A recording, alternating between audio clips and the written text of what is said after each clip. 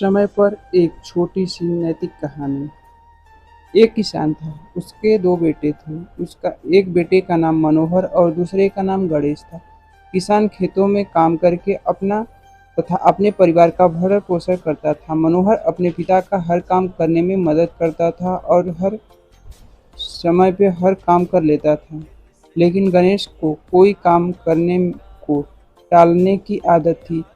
इसके आदत से वह किसान परेशान हो गया था, क्योंकि इसकी वजह से वह बहुत नुकसान हो रहा था। बाद में किसान को खुद ही करना पड़ता था। एक दिन किसान ने गणेश को समझाते हुए कहा, अपनी आदत को सुधार लो, नहीं तो एक दिन पछताना पड़ेगा।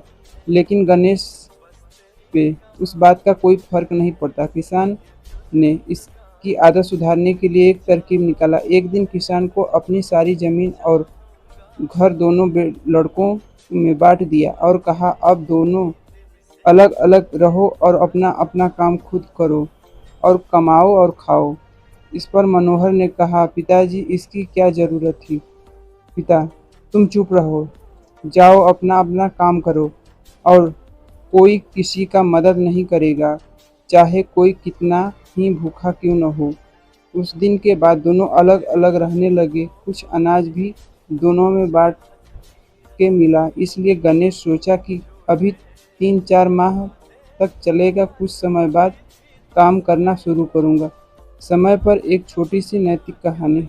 इधर मनोहर अपने अगले फसल को लगाने के लिए खेतों को तैयार करने लगा, लेकिन गणेश कल पे टाल दिया। ऐसा करते करते मनोहर नया फसल उपज के अनाज जमा कर लिया। उधर गणेश कल शुरू करेगा, ऐसा करते करते टालता रहा। कुछ समय बाद बहुत जोरों से बारिश होने लगा, जो 3 दिन तक होता रहा। इतना बारिश होने के कारण सब खेतों में पानी भर चुका था। गणेश का अनाज अब खत्म हो चुका था। अब गणेश खेतों में कुछ लगा भी नहीं सकता था। अब गणेश को चिंता होने लगा कि मैं क्या खाऊंगा। अनाज अपने भाई से मांग भी नहीं सकता, क्योंकि पिता ने मना किया है और गांव वाले इसके इस व्यवहार के लिए कोई मदद करेगा भी नहीं। गणेश अब भारी मुसीबत में पड़ चुका था। इसको अपने पिता की बात याद आने लगा। उसे बहुत पछतावा होने लगा कि अगर पिता की बात मान लेता तो आज मुझे भूखा नहीं रहना पड़ता। उसे 2-3 दिन भूखा रहना पड़ा। तीसरे दिन गणेश अपने पिता से मिलने आया और कहा, मुझसे गलती हो गई, जो आप बात नहीं माना। आज दिन के बाद कभी भी कोई काम कल पे नहीं छोड़ूंगा। पिता को समझ आ गया कि इसको अपनी गलती का एहसास हो गया है। इसलिए उस दिन के बाद सब साथ में रहने, ऐसा उसके पिता ने कहा।